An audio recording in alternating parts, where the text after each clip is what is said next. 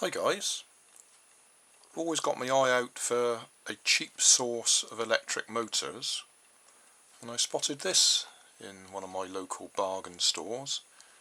It's actually twice what I'd normally want to pay. This is £1.99. I don't like to pay more than £1 for anything. There was actually a gentleman's version for trimming your beard, but that was more expensive, so I bought this. And I'll take it apart and see what sort of electric motors it's got inside it.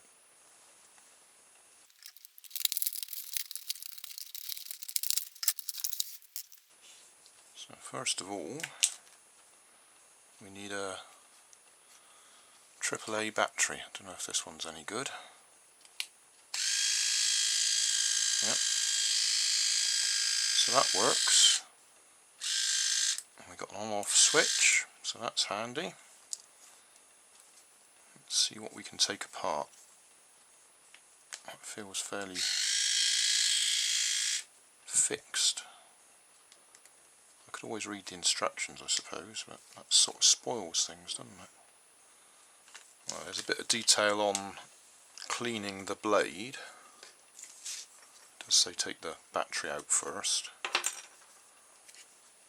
You have to move that down. That comes off. So I've got a little plastic lever there. If we get up close, don't know if we can focus on that.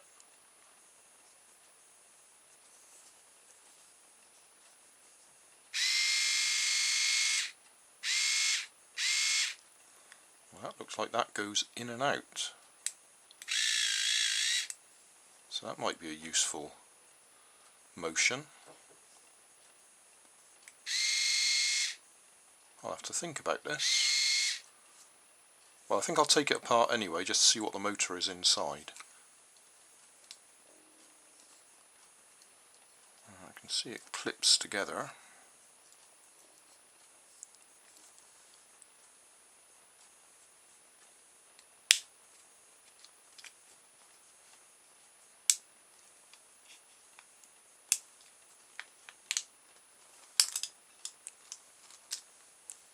Got it all separated out into its component parts. Not really interested in these bits. That's the comb and the brush and the cover, so we can forget about them for now. That's the battery cover, so not really interested in that. Let's do some close-up work. This is the battery housing. So we've got a metal strip that goes to the negative end of the battery, up through the middle,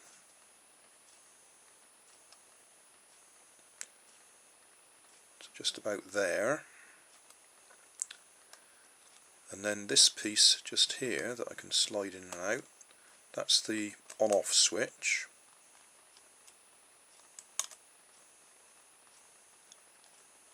And that makes contact. Let's see if we can get in at the right position.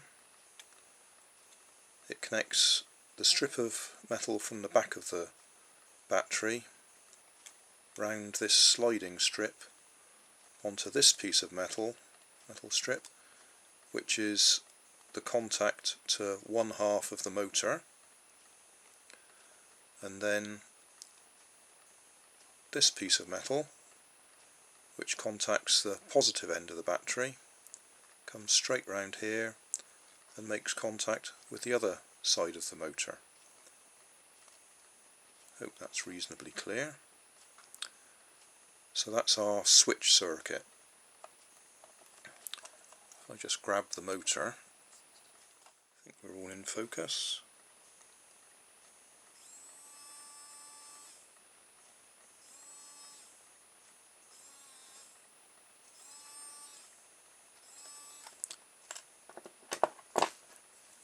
So that's the contacts that go to the motor, and that's the sliding on-off switch.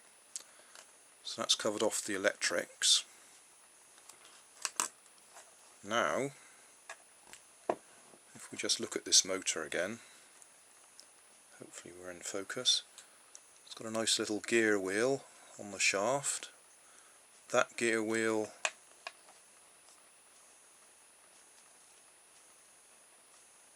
drives this gear wheel, which is a crown gear, in that the teeth all stick out this way instead of going radially round the circumference.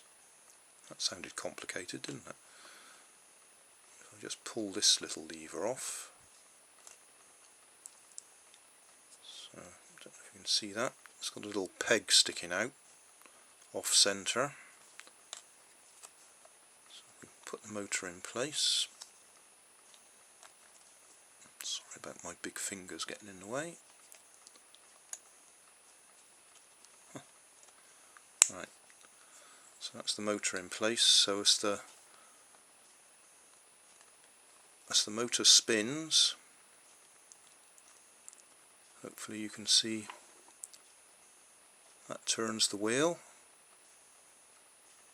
So that peg there rotates, and that pushes this little lever backwards and forwards. So we're going from a rotary motion to a linear motion. So that little lever there, if I take it off again, is what drives the blade backwards and forwards to trim the hair. I think that's a lovely bit of work, that. From my point of view, that means I've got a nice little gearbox